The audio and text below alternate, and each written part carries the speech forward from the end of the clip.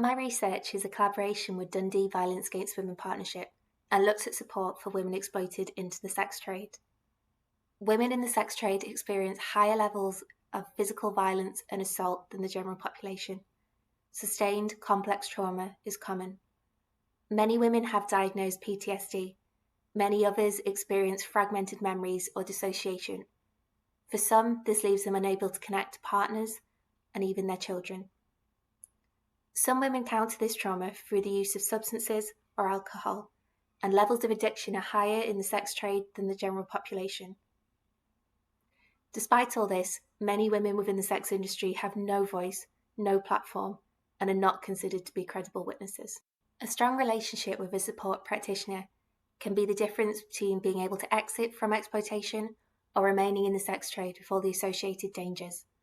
The benefits of getting this right are substantial. In Dundee, we've collaborated on guidance for supporting women in the sex trade, including practical advice, as well as linking to other practitioners to make sure the support women get is consistent and joined up. I'm really excited about what we've been able to achieve. However, there's still more to be done.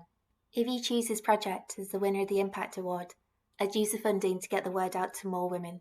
Women who might not be connected into services, women who might not know there's support available, and women who might not have identified what's happening to them as exploitation. They might think they're working or providing for the family, or they might think they have no worth, no value. Who would want to help someone like me?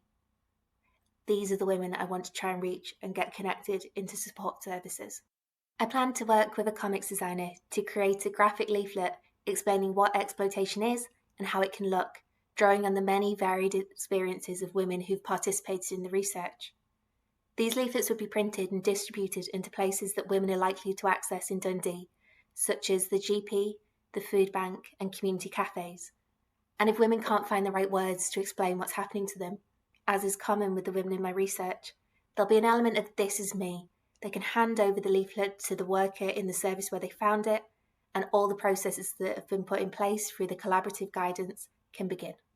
My hope is that once the leaflet's designed, it can then be used in other services across Scotland and the UK that I'm in contact with. Work in this area is complicated, and progress can be slow. The effects of decades of trauma are not going to be undone overnight, but as a woman, as a human being, I'm not prepared to stand by while women are exploited and traumatised in this way. Having met and spoken to and laughed with women for whom this is their daily reality, I want to know I've done everything I can to make a difference. Will you help?